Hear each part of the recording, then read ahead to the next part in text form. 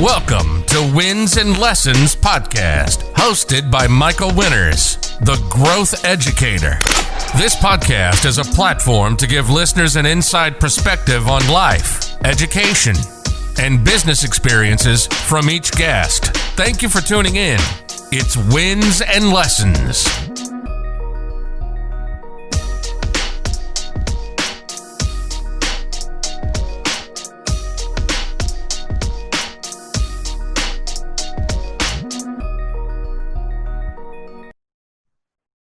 All right, greetings, everyone. Welcome to Wins and Lessons Podcast.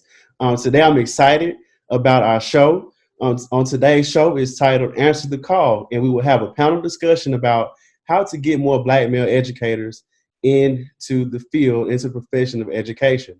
And so I have here on this panel a group of highly talented educators. And so we'll begin by letting each one of them introduce themselves, tell about where they are, what they do, and how long they've been doing it, as well as what motivated them to get into the field. So we will start with our first participant, which is Mr. George Stewart. Good evening, everybody. George Stewart here. I am a 13th year educator. I'm in Jackson Public Schools. I teach 6th grade learning strategies. I'm also the co-author of Mississippi House Bill 490. I also just happy to be here. One of the things that inspired me to be an educator was actually a chance encounter with a sorority sister of mine who inspired me and who convinced me and made me see the power that I could have as a young Black male educator in the classroom. And so 13 years later, I'm still here and I'm loving it. Thank you. That's awesome. Thank you for joining us today, Mr. Stewart. We look forward to hearing from you. All right, next up, we have Mr. Antonio Harvey.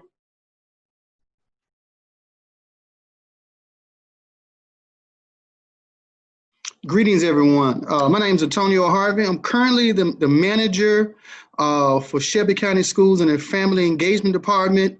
Been an educator for 24 years. Began my career as a teacher, spent 15 years in the classroom, and went from there to become a building administrator, was an assistant principal, and then became a principal for 5 years at Hawkins Mill Elementary, where I did a turnaround at that school, going from one of the bottom 5% schools to actually having a level 5 school when I left the building. So I was real pleased with that.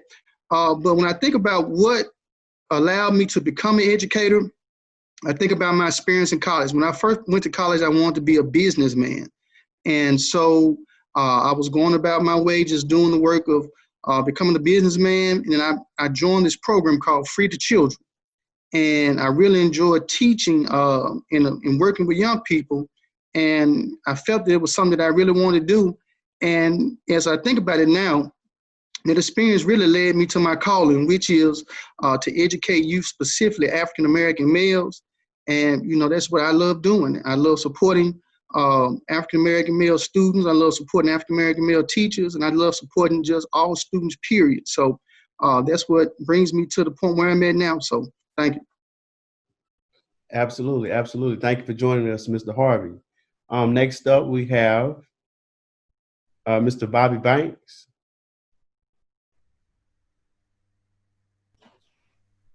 Greetings, everybody. I'm Bobby Banks. I'm from Port Gibson, Mississippi, Claiborne County. Work there in the school district, Claiborne County School District, as the Director of Student Support Services and the District Accountability and Compliance Officer. I've been in education. This year makes 10 years for me in education. I'm excited about that.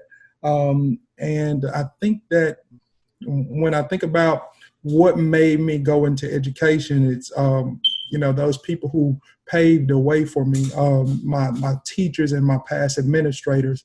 They saw something in me, and so of course I wanted to give back to those people, to my students. So. Awesome, man. I'm so glad that you were able to join us here tonight. We look forward to hearing from you, Mr. Banks. All right, next up we have Mr. Deontay Spann.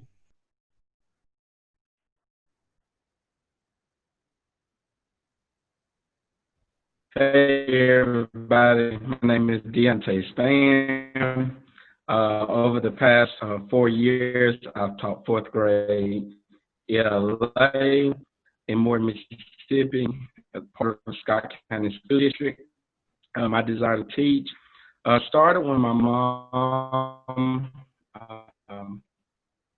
had a child center, and I worked up there, and I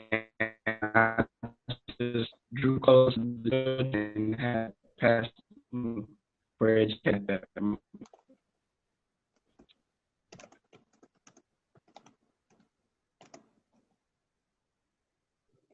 All right, we'll come back. We'll come back to Mr. Spann, but let's go ahead and go forward. Mr. Drake Sanders. What's up, everybody? I'm Drake Sanders. I am a teacher in Jackson Public Schools. This previous year, I was a music teacher at Johnson Elementary. Great experience. Thus far, I've been teaching for 4 years now, and just pretty much excited about what teaching holds. I got into teaching honestly because my grandmother said so. At first, I didn't really know if that was the right route for me, but she knew what she was talking about, honestly. And since then, I've seen a drastic change in just who I am from teaching. So I would have to say that's definitely what drives me to continue doing it, because I know that I'm touching others' lives and they're touching mine. So that's how I got into it. Awesome. And I look forward to hearing more about their journey as well later on during the panel discussion. Thank you for joining us today. No problem. All right, next we have Mr. Jerry Sanders. Hey, good evening, everyone. My name is Jerry Sanders. I'm going into my 17th year in education. I'm the founder of Sanders Educational Consulting Group, also the founder of Memphis Scholars Raleigh Egypt Charter School. I am pretty proud of the work that I've been blessed to do over the years. I've served in almost every capacity you can think of. I am currently doing consulting work. I'm also a leadership coach and PD writer for TNTP. In addition to that, I've had several roles doing turnaround work, as well as, like I said, anything you can pretty much think about, I've probably served in that capacity. So I've really been blessed to do some cool stuff. I'm also a Ryan Fellowship Award winner. So 3 years were paid for me to go to Kellogg School of Management at Northwestern. What got me into it is I grew up in extreme poverty. And, my mother was that mom who did everything she could for you, rest her soul. But the constant in my life were the teachers in the building who were dedicated. Every day they came in, they knew, situation, and they were really supportive. A lot of positive affirmations around what I was capable of doing. And I think we underestimate the power that teachers have and the power that they actually wield. And so I wanted to be able to make sure I paid that forward. And so here I am 17 years later. Awesome. That's amazing. Thank you for being here again, Mr. Sanders. All right, next up we have Mr. Price. Good evening, man. My name is Woodrow Price. I'm a 5th grade teacher at Warren Central Intermediate School, Vicksburg Warren School District. I just completed my 13th year. I'm also the 2019-2020 Teacher of the Year at Warren Central Intermediate School, and I am the 2020 Sanford Teacher Award winner from the state of Mississippi. What inspired me to go into education was due to the fact that I failed 4th, 5th, 6th, and 7th grade, and I sought a career or profession to change. I want to go into education to change the system that once failed me, and it's a pleasure to be here. Yes, sir. Absolutely, man. Thank you for being here. And I know firsthand all the great things that you're doing down in Vicksburg, man. So kudos to you. Like I said before, let me hold a couple dollars, man. I know you got it. I got you. All right. Next up, we got Mr. Jonathan Humphrey. Good afternoon, gentlemen. Jonathan Humphrey, originally from Nashville, Tennessee. Just want to say I'm honored to be here with all of you today. I'm 13 years in education. I spent 5 years in the classroom, 2 years as a teacher, professional development coach, 1 year as an assistant principal. Had the opportunity to go into a program called New Leaders for New Schools, where I did the Emerging Leaders program. then matriculated on to what's called the Aspiring Principals Program, then went on to be the principal of Lucy Elementary School for 2 years, and now currently serve as the proud principal at Idlewild Elementary School here in Memphis, Tennessee.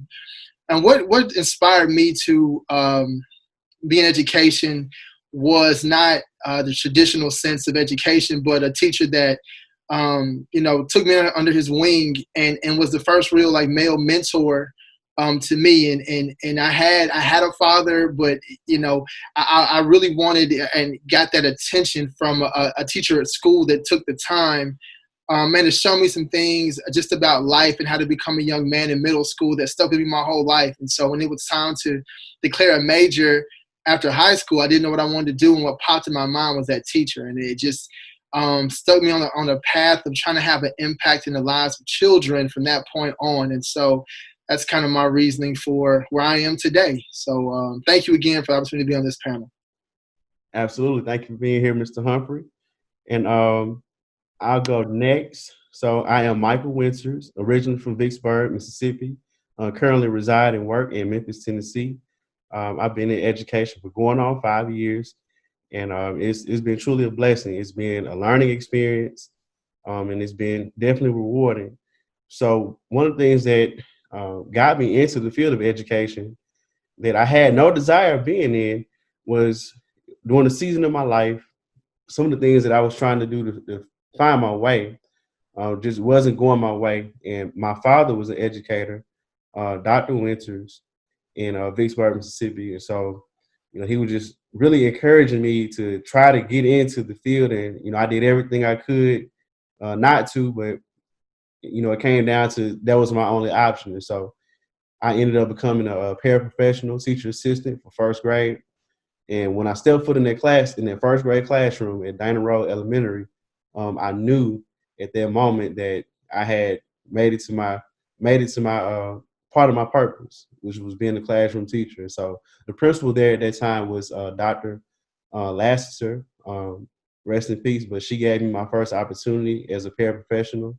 And she made sure that, I was around people who was going to support me, and even shared a lot of resources about getting back into school. And with her help, I was able to get an AmeriCorps program, America Reads, Mississippi, where I completed a year and got the scholarship fund. And so with that, I went to Delta State University, where I got my bachelor's degree in elementary education. And so since then, I've just been, 10 toes in it, full speed ahead. And I love the impact that I'm able to make on the lives of kids, and just, them remembering me and the things that we've done together. It makes it all worthwhile. So I'm excited, and thank you all for being a part of this panel here today.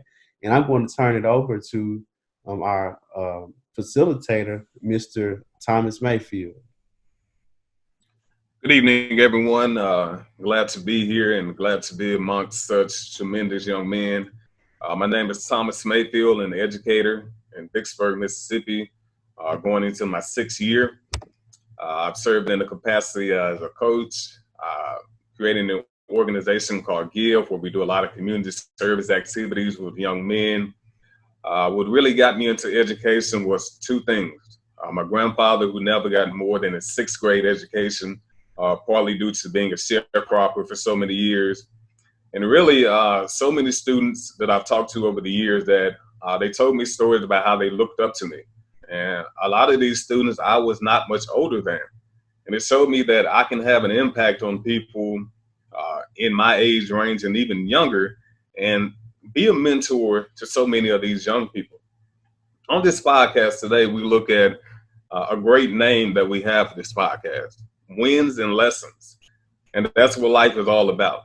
And if you look at Black male educators, you have a greater chance of becoming the president of the United States. You have a 22% chance of being the Black president of the United States, and you only have 2% of Black male educators. So we are not as many as we see. And the ones that we have on this panel today, they make a great impact in their community. We don't always have traditional routes, but it does take a village to raise a child. So what we're trying to do today is see how can we get more Black men in the areas of education. because we all know somebody is looking up to us one way or another. We're going to kick this panel off with a quick question. Each and every one of us seeks out to have positive changes. So the question I have for the guys on the panel to kick this off, do you feel an individual and social responsibility to create positive changes and be more inclusive? So being a Black man, do you feel an ability to want to be more inclusive and create those positive changes in your community, your school, and around those young people?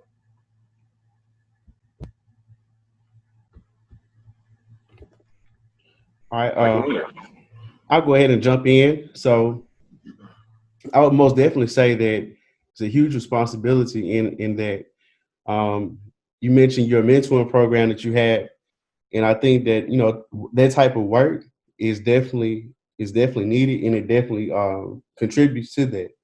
And so leading my mentoring group, Gentlemen of Leadership and Development, is just centered around empowering those young men to be socially responsible as well as academically responsible, and giving them something that they can work towards, giving them something tangible, some things that they can take away and apply outside of the school building. So I think that goes a long way with helping out with the social piece, as well as their understanding that what they do socially and how they are emotionally impacts directly their academic achievement. So as a Black male educator, I definitely feel that we are most definitely responsible for that as well. And one last thing to add on to that, we get scholars that come to us in from different backgrounds and situations. So we have the unique opportunity to relate and connect with them on a level that no one else can. So we have to take that to our advantage. We're responsible for it to help out our young men, just help out our scholars, period. I agree with you, Mr. Winters. And one thing I think all educators know, a lot of times we spend more time with these young people than their own parents. So we know that the time that we spend with them has a tremendous impact on their life. And I say that to swing it over to George Stewart, who has a comment on the social responsibility and individual responsibility on being a Black male in the class. Absolutely. I would say definitely a responsibility, because it's twofold, because I didn't grow up with my father. Most of the time my father was in and out, but for the most part, I didn't grow up with my father. But I had two younger brothers. And so for my responsibility in the household was to look after my brothers and be that father figure where a father figure was mostly absent. And so for me personally, growing up, I've always had this sense of responsibility to look after who I call my younger brothers. And so aside from that, I also grew up in a small community where the church was the center of my community. So although my father wasn't there like he should have been, I had strong Black men around me, be it my pastor or the deacons in my church. And so with their guidance and their leading me, I was taught to also pay that responsibility forward. And so for me personally, I grew up with that responsibility to, if it wasn't teaching, it was something else, but I landed in teaching, and I'm glad to be in this field. But to answer your question about the responsibility of doing this work and guiding and leading young men and young boys, I definitely felt that sense of responsibility to do so. Thank you, Brother Stewart. What George said reminds me of a quote by James Baldwin. James Baldwin said years ago, he said that children are never good at listening to their elders, but they never fail at imitating them. So the actions that we have in our classes, the action and reaction that we have to things in the hallway and just around our community, you better believe that there's some young people watching. I think all of us have had an interaction with a young person that was positive simply because of who we were. And I swing that over to Jonathan Humphrey, who has done some tremendous work in the Memphis area, and let him talk about his social responsibility dealing with young people. Thank you. I appreciate it. I also want to talk a little bit about, from the perspective of an administrator, just that social responsibility, because oftentimes we think about the impact and being inclusive as it pertains to children that are poor, children that come from households that don't have fathers. And I also want to make sure we shed light on those kids that even gentlemen like us are raising, that grow up with fathers and oftentimes get overlooked because we don't think about the consistency it takes. As men, we are keepers of the village, right? We are the ones that are supposed to lead the way. The more men and consistent men that preach the same message, that are consistent about what it means to be a young man, that's vitally important. Inside the school, it's important that African-American, just boys, girls, Caucasian boys, girls, Hispanic boys, girls, see people of color that are in positions where they're in charge, positions of leadership, so they can see what it means to be a compassionate leader, to be a servant leader, to see what that looks like, that the old traditional way of it's only one type of person that can lead a place or be a successful leader is put out the window. Well, one of Mr. Harvey always talks to me about this. He always just put in my ear about you can't be what you can't see. And that goes across the board. So when we talk about, when it means to be inclusive, it doesn't just speak to African-American children. If we look at the landscape of the country today, the eyes and ears of the world are listening to Black men right now, which means that our responsibility is even more heightened to show others, right, what it means to be a Black man, to stand up tall, to be proud of our heritage, to teach what that is, and help other people to understand the needs of Black boys and the needs of Black girls, because oftentimes they are marginalized. Even when you get into a diverse school such as my school, which is a pretty diverse school, there's a lot of work to be done with even those boys and girls that come from affluent households, because parents are working diligently to maintain a lifestyle and maintain what they have going. And oftentimes, sometimes those children are left to their own devices, and they still need role models as well. So when we talk about this piece about role models, leading the way, and inclusiveness, it's also on us to make sure that even in public,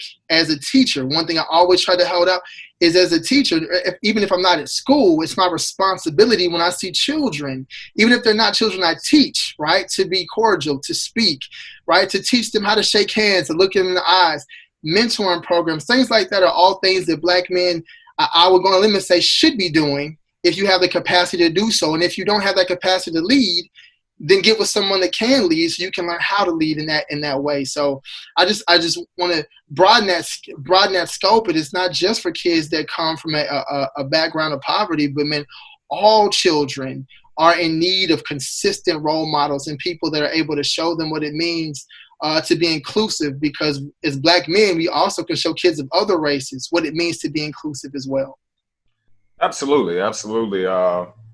Like you, I grew up with my father, but it still were men along the way that taught me different things, that showed me a different way in life. Although I am eternally grateful for everything that my father has taught me, we can all learn from somebody somewhere. We all know that we have to differentiate instruction. So we know that you may learn something, how to change oil from one person, or you may learn how to tie a necktie from one person. Nobody knows everything. And I think that's one thing as Black men that we have to do a better job at, is allowing other people to teach us things that we probably don't know. Somebody told me something once that I never forgot.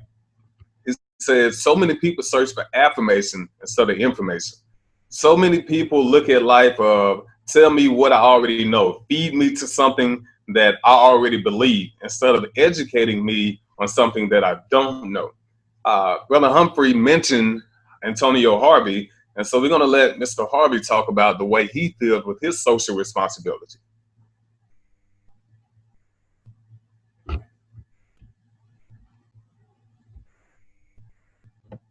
Your mic muted, brother.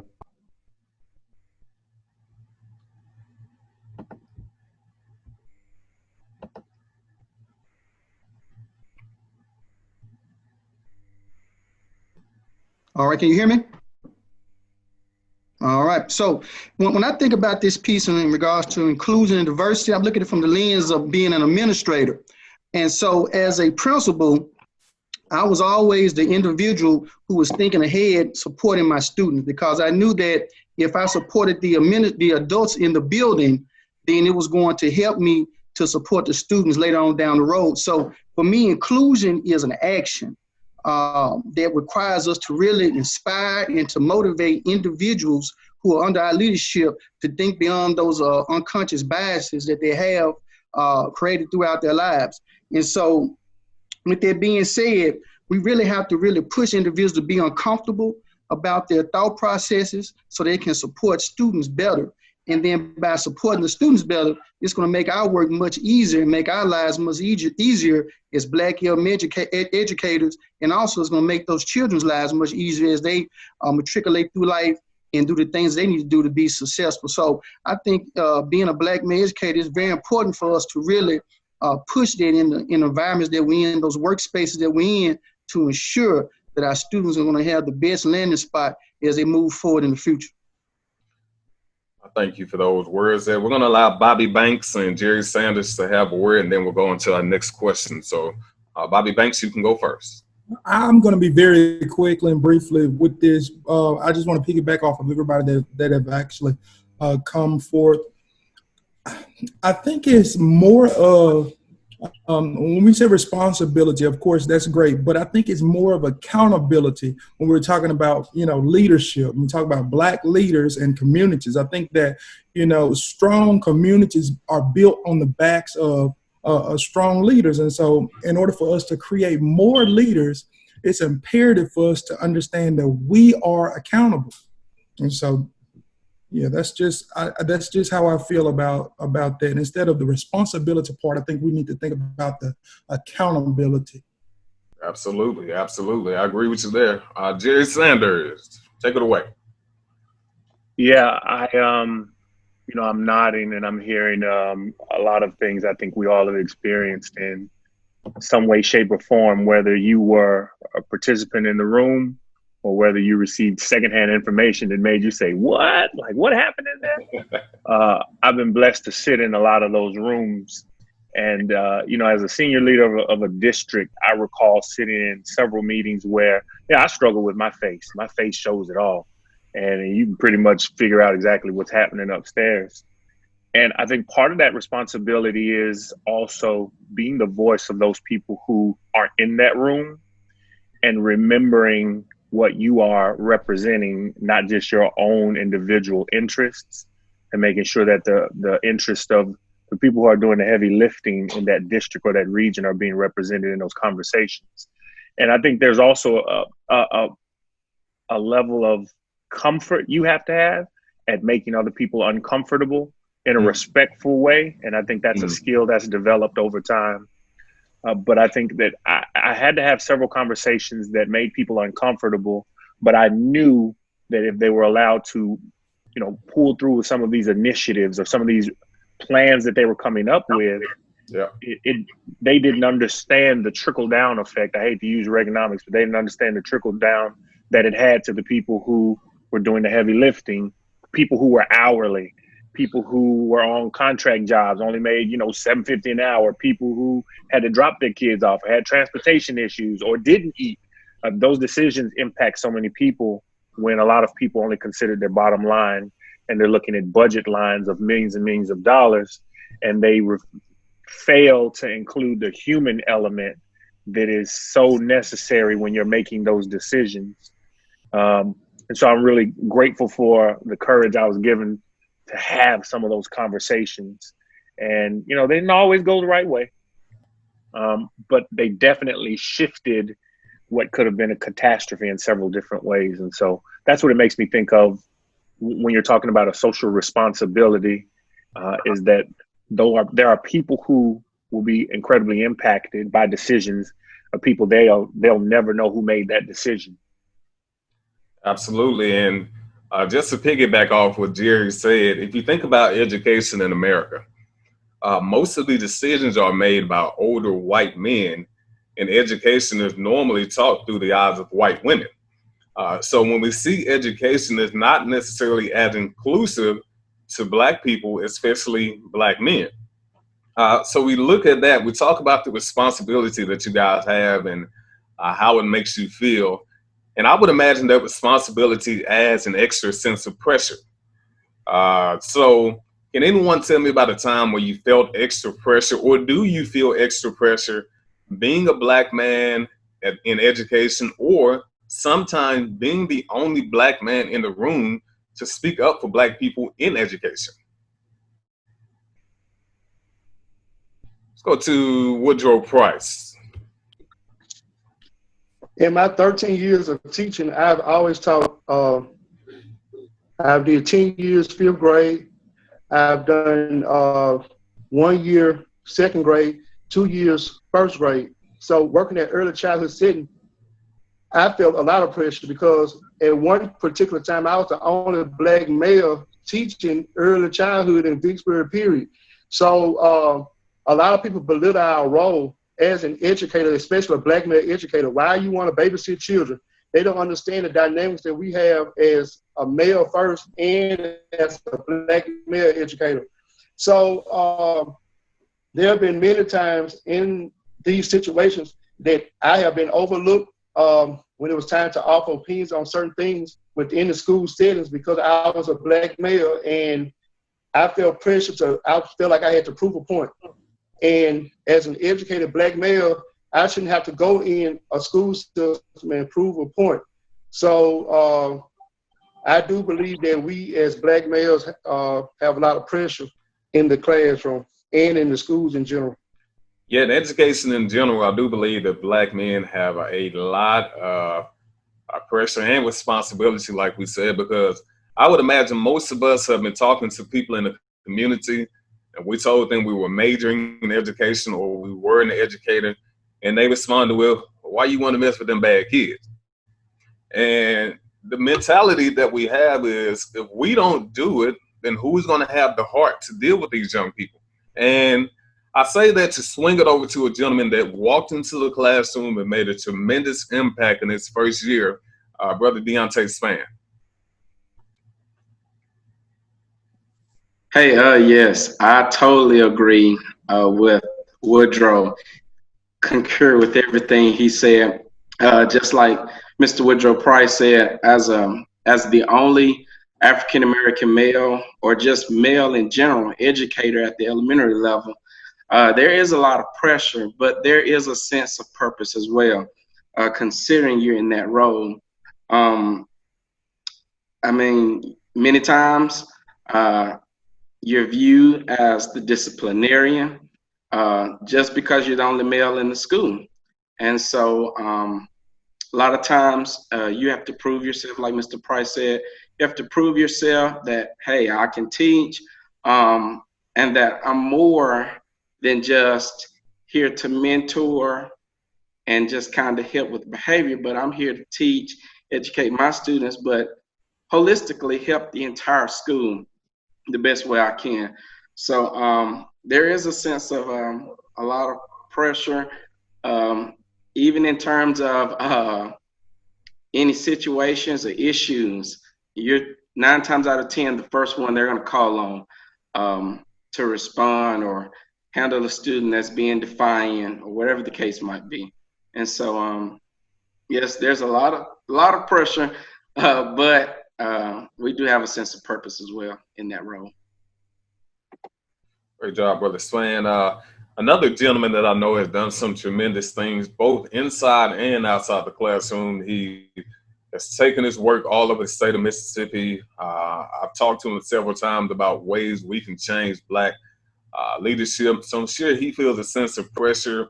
Will be George Stewart. So I'll allow George to take it away and see his thoughts on, does he have any extra pressure on him being a Black male educator? Thank you. I'm just going to kind of give a different perspective here. At the same time, kind of piggybacking off of what Mr. Spann said. A lot of times we are often seen as the disciplinarian in the school. And for me personally, in the very beginning, I did feel a lot of pressure, not as much now. But here's the thing. I think there's this idea that when men come in the classroom or come into the school, we have to have a certain type of personality. We have to have this drill sergeant-like persona, right?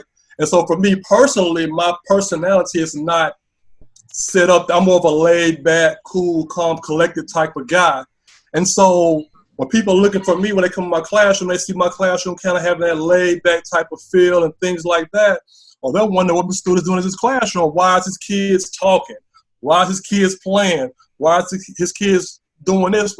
So for me personally, in the very beginning of my career, I felt the need to sometimes step outside of myself and be somebody I wasn't. But as time went on, I kind of found my niche and just found a way that how my personality can fit the classroom rather than play into that stereotype that we have to all be drill sergeants in the classroom. So for me personally, that was my experience regarding being a black male in the classroom and the pressure that comes with that.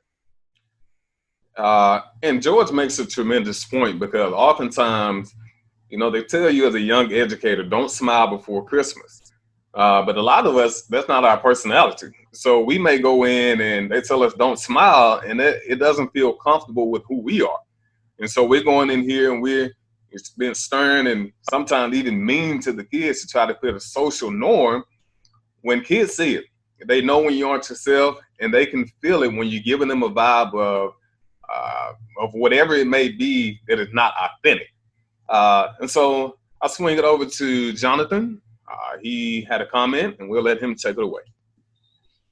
Yeah, I had a comment, but everyone's kind of said pretty much what I was going to say. The only thing I will add to that is I think the responsibility now falls on all of us in this panel, and all male educators, is to raise the bar on instruction. Just by being in the building, having a personality relating to children, kids are going to want to be around us, especially at the elementary level, because there's so few of us in the building. Everybody wants to be in your classroom. The parents want their kids in your classroom. That thing just happens. People are going to tell you that you should go up and be principal. You need to move up the ranks and all. Those things happen. But I think where the ball falls sometimes is that we get bogged down with all the other things that people place on us, and the instruction is not always up to par. And so I think the responsibility we have is to be master educators as well. The mentoring is important, but when kids walk in our classroom, the expectation is high, but they're going to get quality education from the moment they walk in to the moment they leave.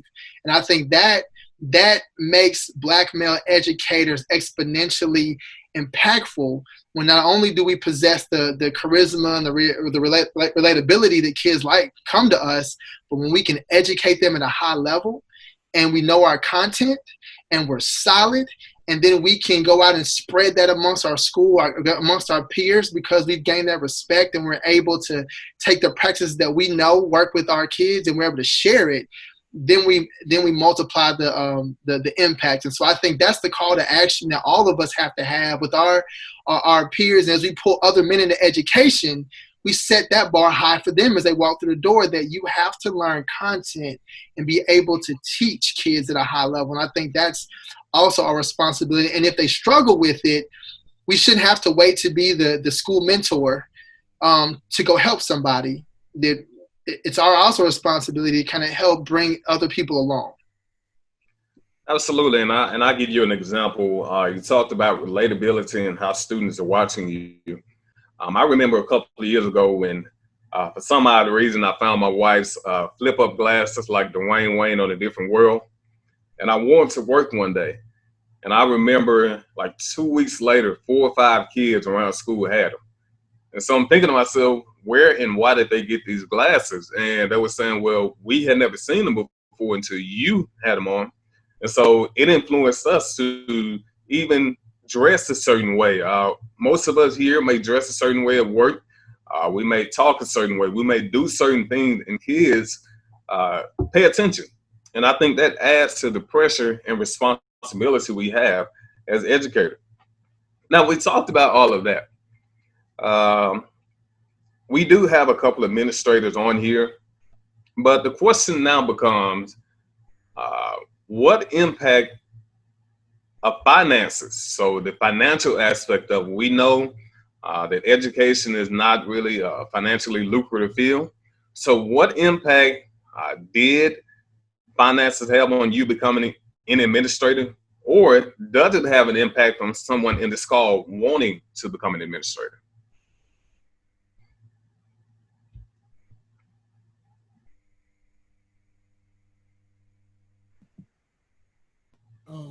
I'll go ahead and say that I'm not an administrator, but part of my impact or part of it, as far as finances go, there is a certain portion that I do think about.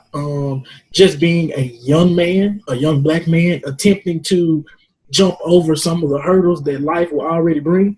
I think I was telling you one time that, for a lot of us as educators and black male educators, what happens is when we first go into even attempting to be successful in a certain area, whether it be college or trade school or whatever it is, we have a hurdle of, I need to pay for school. Once school is paid for, our next hurdle is, while I'm paying for school, I need to find a way to eat. While we're trying to eat, then is once I graduate, I need a job that gives me the return back on what I've invested, at least enough that I can say I made it. Once you get to that point as a teacher, now you're struggling to say, okay, I am teaching my students how to be successful and how to at least attempt to find that niche that supports you financially. But I also need to be finding it also. Once you get to that point, you struggle. I remember I had a guy that he was my student and I was coaching him. I was coaching him in soccer. And I never forget, he said, Coach, let me ask you something. Is that, do you really think that financially you receive all of what you're worth? Just an honest question. When I get home and I actually think about that, there is no answer that I can really give. Because financially, no, I am not there.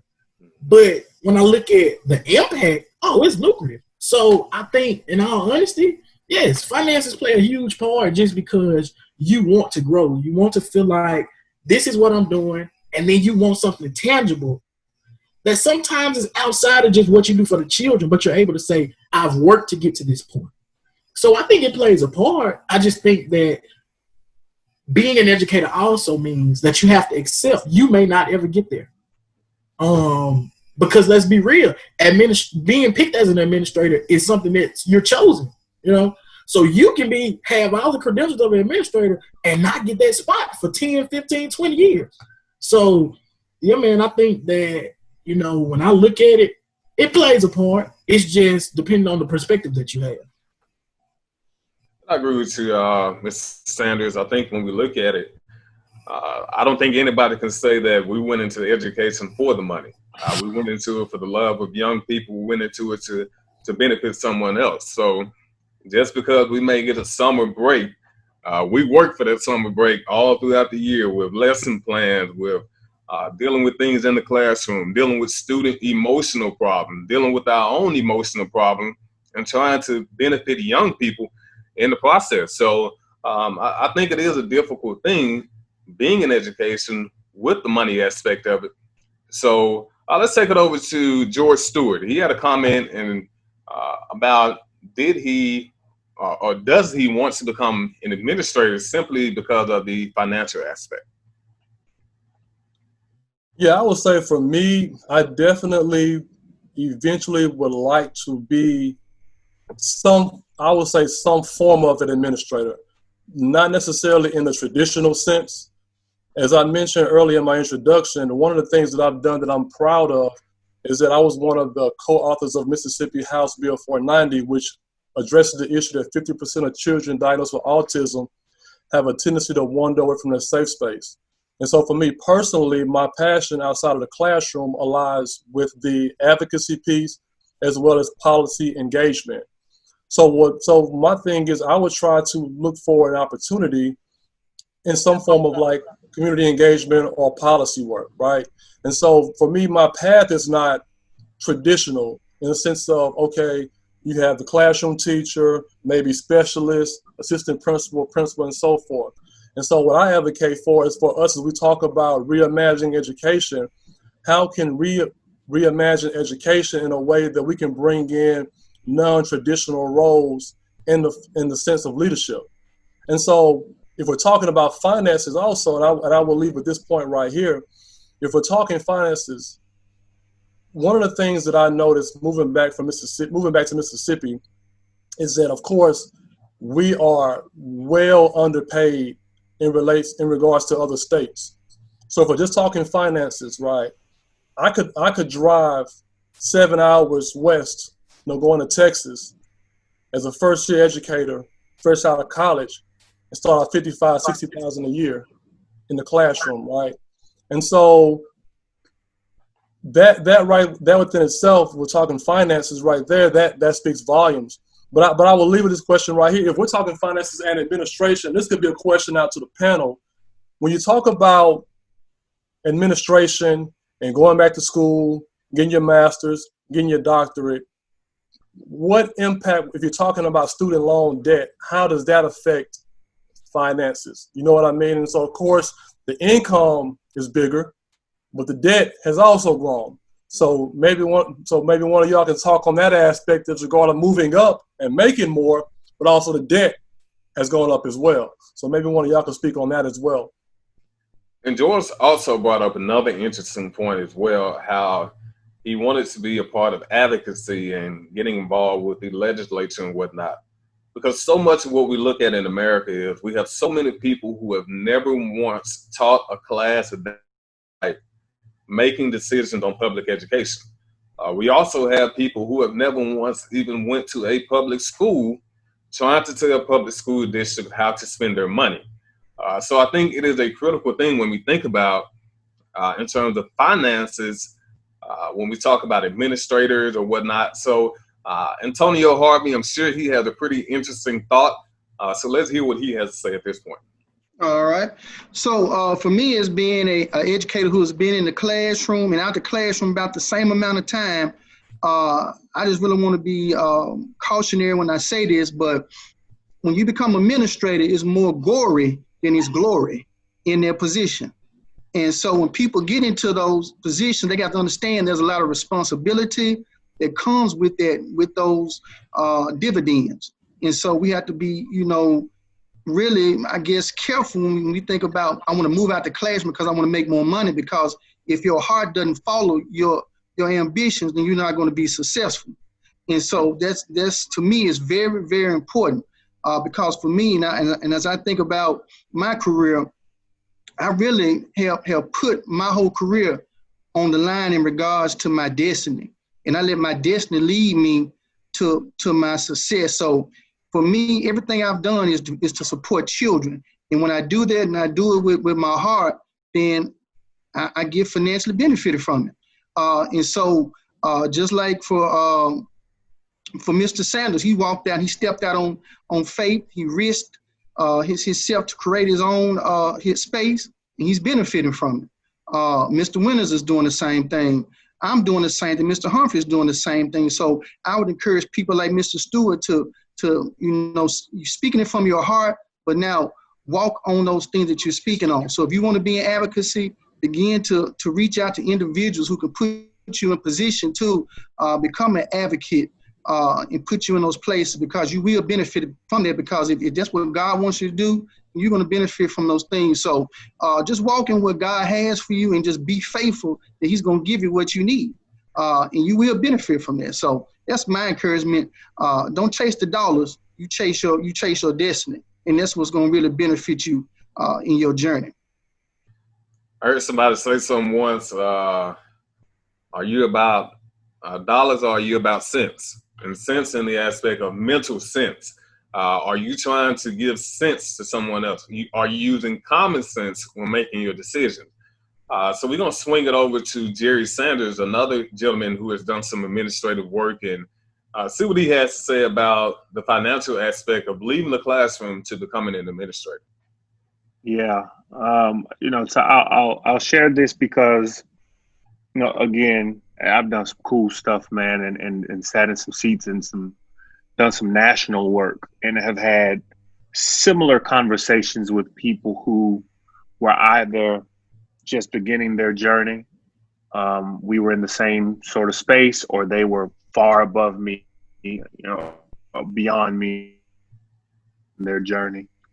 And the conversation around money normally comes up. And here's what I'll share with you is that there's a trade-off that occurs. So research shows that the average teacher makes 1,300 decisions a day. And their level of stress is the equivalent of a brain surgeon in the middle of surgery. Now think about that for a minute. As you move up, it only increases, right? So keep this in mind when you're thinking about money. I did not consider money as a motivator. And I think I just told Mr. Humphrey this recently. I would actually never applied for any leadership role I had, any principal role I never had. I was forced into. They made me go. Like, you have to go. I was like, I don't want to go. And money was never the motivator. Money's great, I'm gonna tell you, but remember, money is made up of numbers, and numbers never end. That's just the reality. So if that's your motivation, you'll never be satisfied. You just won't be. Something I keep in mind. I've been blessed to make 6 figures, and people be like, "Oh my God, you're like, yeah," but the trade-off is like my phone never stops ringing. I have 52 emails, and that was just by 11 a.m. I have 4 meetings. I'm running late for one. Like, there's a trade-off, and so I want to make sure that for those brothers who are considering it, if money is your motivator, be careful that that's your motivator, because you'll make money and be unhappy. You'll be unhappy. And then your performance will suffer because you're not happy. Right. But you won't see it until you do it. Last thing I'll leave you with is find someone who is in that role that you can have a really open conversation about, who's willing to share with you some of the emotional shifts they had to go through. Because the shift isn't financial. Money comes and goes. We've all had big pockets full of money and be like, "Dang, I don't know what to do with this." Money comes and goes. But the impact that you have, right now, you realize that every word you say has just multiplied by 400 kids, by 40 full-time employees, by a whole community. One wrong decision shifts the whole direction of a school. One email can make people pissed off and step out. You know what I'm saying? The wrong conversation with the wrong parent goes to the superintendent or the executive director of your district. Now you have a community problem. So weigh those things equally and don't just chase money. George, the conversation around, the pay and debt, I'll tell you equally, there are a lot of programs that are out there, but I normally try to do forgiveness, because you've served in so many capacities. You're doing policy work. There are a lot of opportunities for you in nonprofit work. I just dropped a few in that box for people doing nonprofit work. Let those people pay for your student loans, man. Let them pay for them. Let them pay for them. So I'll stop there. I was telling somebody one day, going from the classroom to administration is like being a defensive end in football and being a quarterback. So when you're a teacher, you can miss a tackle in the third quarter and everybody won't remember.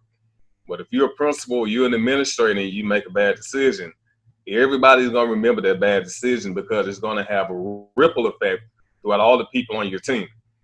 So let's speak with Bobby Banks and talk about his transition to administration. I just want to speak to the financial part of it.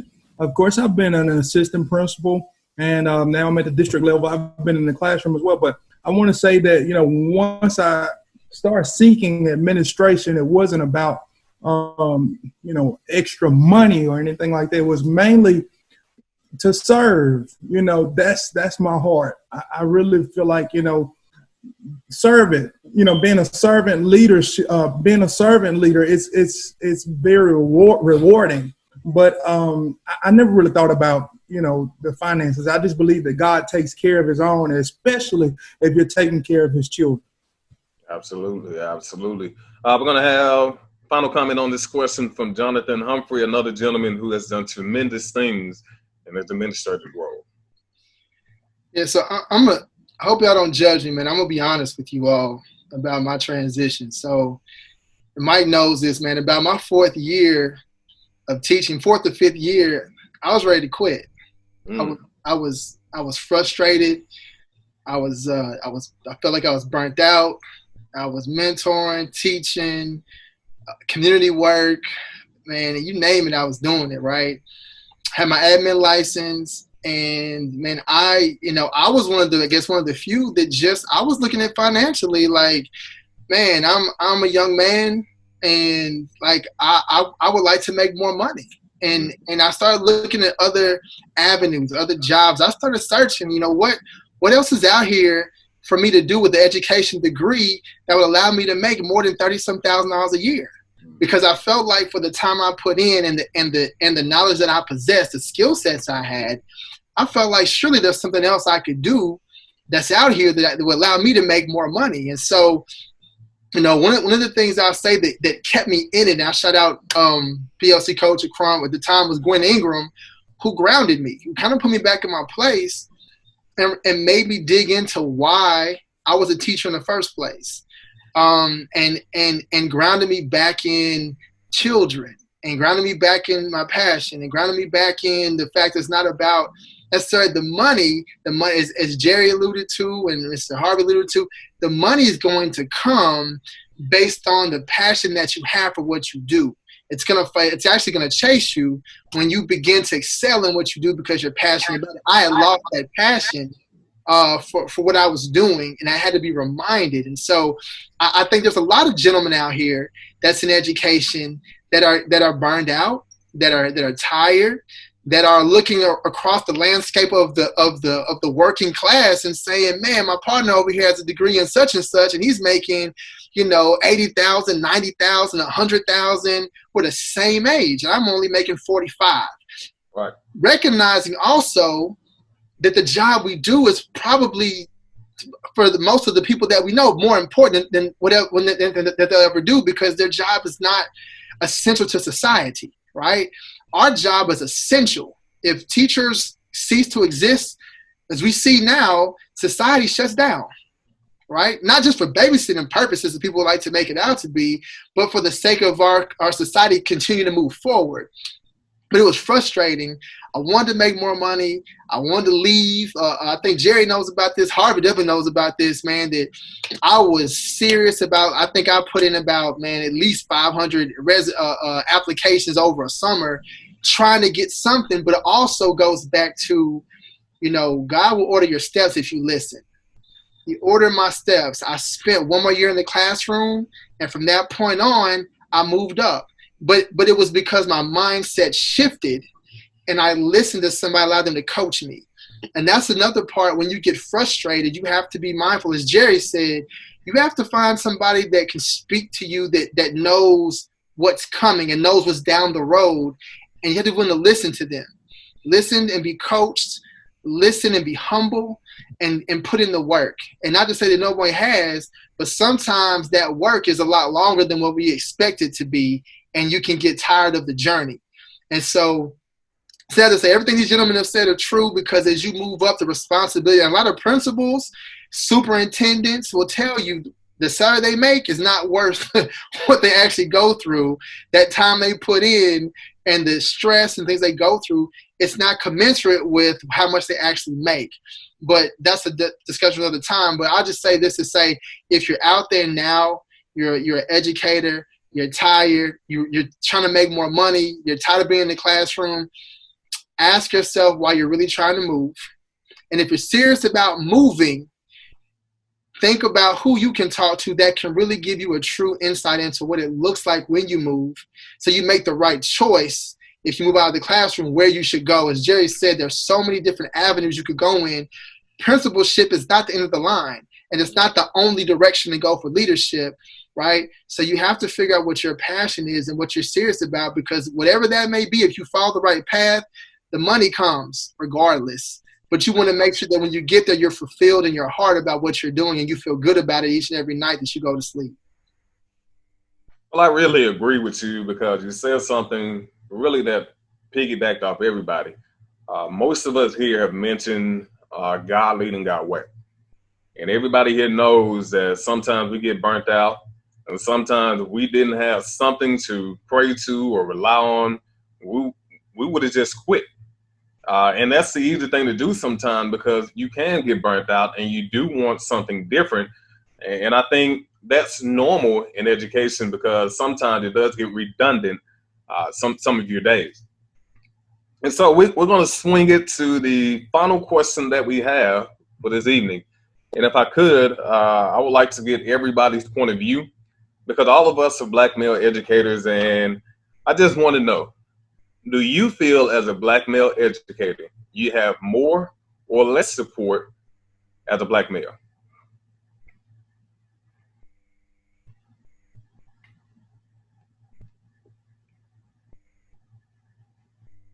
All right, we're going to swing it to the Stanford Award winner, Woodrow Price, with the big money coming through.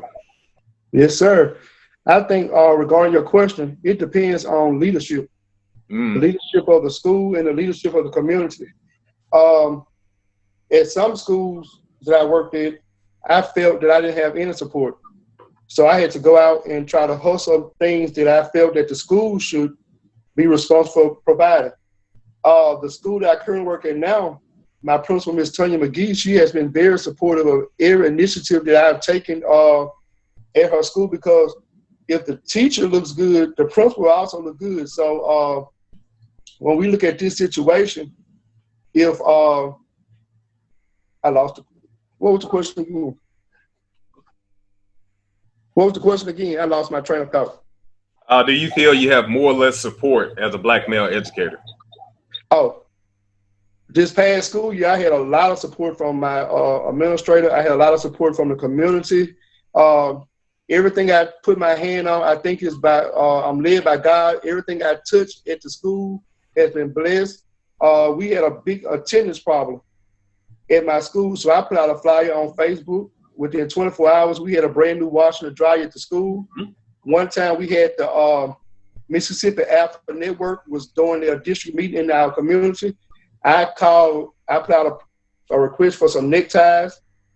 You provided over 400 neckties within 24 hours. So I think it depends on your leadership at your school and your district. I agree with you. And I just share a little story about Mr. Price. The first time I ever heard his name was one of the first times I think he was in Vicksburg Warren School District. And he was looking to give a bicycle to every student in his class for Christmas. And I kept hearing about all these people saying, Mr. Price want to get bicycles. And I'm like, yeah, okay, that sounds good. But he accomplished it. And if you could have saw the look on those kids' faces, man, it was literally one of the best things I've ever seen in my life because that gesture, those kids will never forget that. And the support that he was getting or sometimes not getting, that drives you even further when you don't have that support. So let's see what George Stewart had to say on does he have more or less support being a Black male educator? Yeah, I would say, me personally, I definitely have more support. I was blessed with a great administrator, and I'm gonna shout out Miss Paula Epps, but she has been a great support to me. And I will say, for me, in all transparency, I'm probably one of the only brothers probably on the panel who doesn't have a master's degree and who doesn't have that traditional path set, you know, as far as leadership is concerned. So for me personally, I'm kind of like at my ceiling, so to speak. But at the same time, I understand that I also have leadership quality. And so I also look for leadership opportunities outside of the classroom as well as in the classroom. And so I've been able to go to my administrator, and when I've had, like, I guess what I would consider innovative ideas or areas where I could actually lead on campus, she's given me free reign on that. So for example, I've been able to host town hall meetings for political candidates on my campus. So I've been able to do that. I've been able to talk with my administrator and ask her about starting a legislative committee to engage the political candidates and elected officials in my community, which she's allowed me the opportunity to do that, as well as chair that particular committee. And so I thank her for giving me the opportunity to find leadership in areas where traditionally you probably wouldn't see leadership. And so I would also say that with this whole pandemic thing, I would say that the opportunity to get support just from brothers, just this phone call right here is support, being a black male educator. And so I've been on several, Zoom calls with black male educators. And so even within that, I will say that I've gotten a whole lot more support, even just being amongst brothers like yourselves who are doing great work in the community and beyond. Just being on this call right here and just engaging with you all and listening to what you all are doing and your support, I definitely feel more supported than in years past. That's a great thing, George, and that's one great thing about these Zoom calls. I mean, several other guys on this panel I may have not met, or other people may have not met, but we've connected and we've shared some of the same feelings and emotion that we've went through in our lives that we probably felt like nobody else can understand. So support is obviously a critical thing, as I will swing it over to Mychal Winters and see, does he feel more or less support being a black male? Thank you. Just kind of want to touch on a couple of things from a couple of different perspectives. So one, being a black male educator will bring you various experiences in terms of support. So depending on the type of leadership that you're under, that will determine, really how much support you may or may not get. Mm-hmm. And unfortunately, there's kind of a stereotype that being a black male educator, you really won't need as much support. So unfortunately, some people have their mindset and their attitude, which, contributes to the low numbers of black male educators. So I think that it's very important for, not just black male educators, but educators all across the profession to receive support in instruction and management. So I remember before I even went back to school for my education degree, I was talking to another black male teacher. I don't think he taught me, but he was a teacher at the school I was attending at the time. We ended up working together. Mr. Terrence James, I think he's Dr. Terrence James now. We were working together. It was a long time ago at Van Heusen, part-time, and he was just telling me that, about the field of education, how it's a good field to be in, everything like that. And as a black man, you shouldn't really struggle with classroom management. As a black man, you just kind of, the way that you assert yourself and present yourself, that'll really cut down on a lot of issues in the classroom. So, which was true to some extent, but everyone is not like that. Everyone, doesn't come equipped with that ability or that skill set just to walk in their presence, command respect. So, black males who may need support with that, I think that's needed, and it doesn't always happen. Also with instruction, Jonathan spoke earlier about, as black male educators, we have to be excellent when it comes to instruction. So those who may have a non-traditional entrance into the field may need a little bit more scaffolding with that, what good instruction should look like. So I think that support is needed, and a lot of times it doesn't happen because of the type of leadership that may be present. And Mr. Price spoke about, implementing programs and activities at the school. I know firsthand, Miss McGee, my first teaching job was at WCI. I know firsthand, man, she is all about whatever is going to help the kids. She's back. She got your back 100%. Mm-hmm. If it's going to help the kids, it's going to motivate the kids, you got it. But unfortunately, all leaders don't have that mindset. Some leaders, may feel threatened, or they may, feel like that takes away from their shine or whatever. So they may not allow you to do a lot of things outside of your classroom. And so which that can be discouraging as well for, some educators, and on the outside looking in would discourage black males from wanting to come in, the field altogether. So I just think all of those factors, really play a part in determining whether or not you're getting the support that you need. And again, it kind of boils down to the leadership. It reflects on what type of leadership is present. And I agree with you there. you name drop one of my first black male educators I had, Dr. Terrence James. But the first black male educator I had was Mr. Leandrew Drake. I had him in 5th grade. And it was something that he said one time that it really made me feel good. It was really small, but I'll never forget one night I didn't turn my homework in. And he asked me why I didn't. And I told him that, honestly, a lot of us have done it. I had to go to revival. And you know how the revival is. It started at 7 and you're getting home at 10:15, and now you ready to go to sleep because you a 10, 12, year-old kid. And I told him, I was like, honestly, we went to revival last night. We got in late, and I was just tired. And he said something, he was like, I completely understand because I used to have to do that as well. And to him, it may not have been a big thing, but to me, it meant that he understood me. He understood where I came from.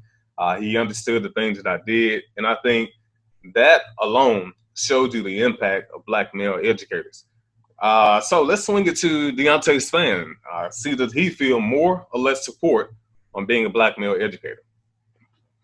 I'll be brief. Basically, I feel I receive more support. Being an educator from Morton, Mississippi, and working in that school district, a lot of basically everybody in the city of Morton, they know me, they know my family, and so as a result, when I first stepped in the classroom, 2016, teachers, from the teachers to administration, like many of you said, leadership plays a big part in that. But from the administration to the teachers, they really gravitated to giving me that support that I needed. Considering the fact that it's been years since they had a black male educator at the elementary level. And when they did have a black male educator at the elementary level, he was a principal. So for me, I received a lot of community support, parents, from teachers, everybody, all the way around. That's absolutely exceptional to hear. Let's hear Jonathan Humphrey. Do you feel more or less support being a black male educator? Yeah, thank you for asking that question. I want to kind of share two lenses, one from a teacher, one from an administrative perspective. As a teacher, I definitely felt, supportive. That I was supported. I will say that I wasn't always the most receptive to support. And so I think that when we talk about like support and what that looks like, we have to understand too that support looks different under different leaderships in different buildings. And I'll shout out a couple of people, Al Brown, Dr. Yvette Williams-Renfro, Dr. Tanisha Heaton, Randy Thompson were all administrators that I served under, and all of them led differently. They all supported me differently, and we didn't always get along, and I didn't always agree on the support they were giving me at the moment, but it ended up being to my benefit later on down the road. And so, as we talk about support, and I hear a lot, of people saying that they're not being supported, and when you ask them why or what does that mean, and they start giving reasons, sometimes people are just giving them the truth, right? Or they're coaching them in a way that's stretching them, and it doesn't feel comfortable. And so what they say is, well, I'm leaving that school. That's bad leadership. Or I don't want to be, I'm not getting support I need, when really what they're doing is stretching you to make you think differently about how you're approaching something, or your mindset, or your instructional practice. And so as speaking from a teacher's perspective, there were times I was being pushed, and it really pissed me off to the point where I was like, I'm not listening to anything else you have to say because you offended me, right? Because you told me some things about myself that I'm not ready to receive yet. And so as we talk about support as black men, it's really important that you have a thought partner, accountability partner, someone that's objective you can talk to, because sometimes when people come at us as black men, sometimes we get in our feelings and we feel like you shouldn't be talking to me this way. Or you shouldn't, how dare you? Do you know what I'll do for this school? I'll do this, and this. And then you're going to come here and critique me on my instruction? So it's important that we keep a humble lens and we keep an open mind and a growth mindset. But sometimes you need somebody that can check you when you get in your own way. Someone that can tell you, hey man, it sounds like what they're saying is you need to do X, Y, and Z, because sometimes that will stunt your growth as an educator, as a person, as a man. When you can't receive feedback, it blocks your blessings and it blocks your forward movement. And so I can admit, as a teacher, there were some years, man, I would not receive feedback well because I felt like I do too much at this school for you to tell me something negative about my practice or about what I'm doing. And I had to humble myself. And then as an administrator, it's absolutely about us, giving good feedback, giving it respectfully, supporting our teachers. But it also is a two-way street. And that as you receive feedback, you have to be in a place to receive it and do something with it, or at least willing to listen to it. Because one thing I always say is that everyone under somebody else thinks that someone else's job is easy, right? Everywhere you go, like their job's not that hard. Who are they? What they do? But when you go into the principal's office, superintendent's office, they get awards for days of things they've accomplished in their careers. And so oftentimes this is about us being humble and being able to be coached and being willing to grow as a person and as an educator. And I agree with you. It kind of reminds me, I think most of us here, we haven't had sports in forever. So when The Last Dance came on, a lot of us were tuned in to see how the 90s Bulls went through the championship runs. And one thing that stood out to most people was how Jordan, he responded to his teammates, and he pushed certain ones in certain ways, and some of them he treated in certain ways. So I think sometimes some of us have to be pushed, and some of us, we need somebody to put their arm around us and say, hey, I believe in you, you can do it. But it's different, like I say, different strokes for different folks. Everybody got a different way that they respond to different things. Let's swing it on over to Bobby Banks, and a couple more people are speaking. We'll be getting ready to wrap this up. I don't have much of a comment. I just want to agree with Jonathan. That was very, profound to, put it back in our laps to understand, that it's us, sometimes that we are the leveler of, support. And so I really agree with you. We have to be acceptable to feedback in order to actually grow and be, supported. And I think that's sometimes a men thing as well. Sometimes we just don't listen like we should. Like we think, I'm going to do it this way. And then it turns out wrong. Like, I should have listened all along. But I know my wife would tell me all the time how hard-headed I am because I think I know what I'm doing. And then when it turns out wrong, she's looking at me crazy. And I'm like, yeah, I know. So anybody else had a comment, wants to talk about that they feel more or less support being a Black male educator? I'll share this. I'm not gonna lie. I'm actually kind of jealous. Some people talk about they got support, and some people got arms put around them, and people got a chance to go sit down in the office and share their feelings. Like I didn't get any of that. There are two types of support, and it's usually split between developmental and it's transformational, right? And developmental is skill-based. Like skill-based, can you develop this skill, this ability through coaching, which we normally are pretty okay with. Okay, you're teaching me something. Okay, I'm open to that. But it's the transformational feedback that normally upsets us most because it is similarly to what Mr. Humphreys is speaking about. That's a challenge to you. You are being developed, not your skill set. And that is really, really uncomfortable, to say the least. And, my first year teaching, I was a SPED teacher. And the principal, my first day, principal gave me the keys and said, see you at 2:15. Like, that was the last time I saw that cat. I didn't even think he still worked there. Like, I used to see him at random intervals. Like, damn, you still here? When I became an administrator and I was forced into that role, literally, and I say that jokingly, but I got told on a Friday, and I started on Monday. I cleaned my office out Saturday and became the principal of the high school. And, I didn't get a lot of, coaching around instruction. I didn't get a lot of coaching around curriculums and development. I got coaching around myself. And I remember we got into an argument one day, and I'll stop with this. And that was, he finally said, "Why do you think I'm not sharing that stuff with you?" I mean, I don't know. He said, "Because you already know it." And I don't think we often give ourselves that benefit of the doubt. We're willing to challenge somebody where they just don't want me to know. Perhaps it already is inside of you, and the thing that's the real obstacle is you, and that's tough to come to terms with. And so that's how I coach and develop others, in those split ways. And often you'll find that your real issue isn't you learning instruction. The real issue is your inability to see yourself and develop yourself. And that's truly what leadership is it's a skill set that's developed within yourself.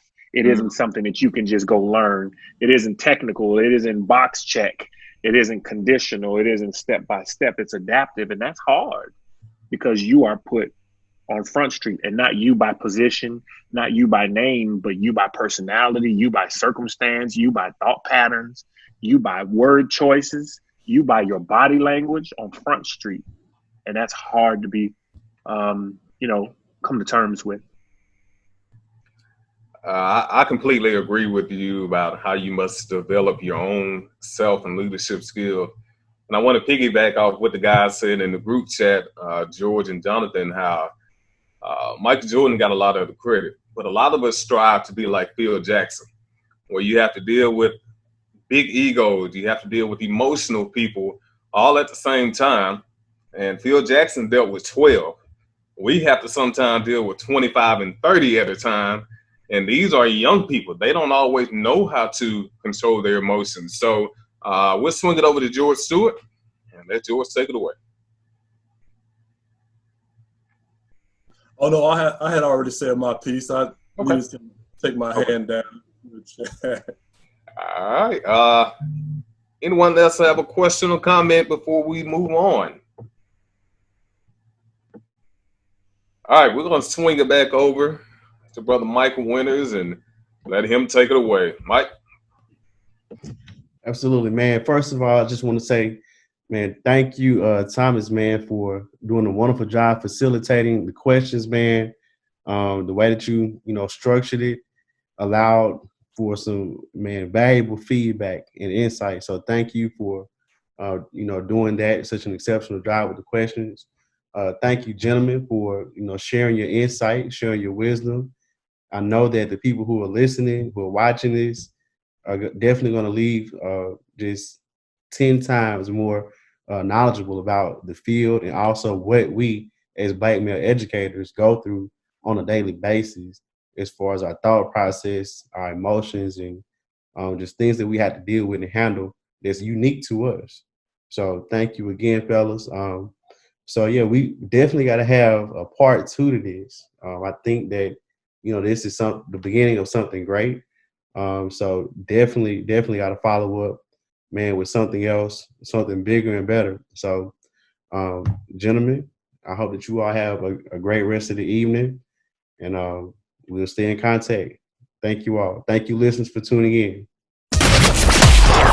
This has been another episode of Wins and Lessons. Be sure to download Wins and Lessons podcast from Apple Podcast and Spotify. Subscribe to the Growth Educator channel on YouTube for the videos and follow at Wins and Lessons Podcast and at the Growth Educator on Instagram. Remember these 3 things: we live, we love, we learn.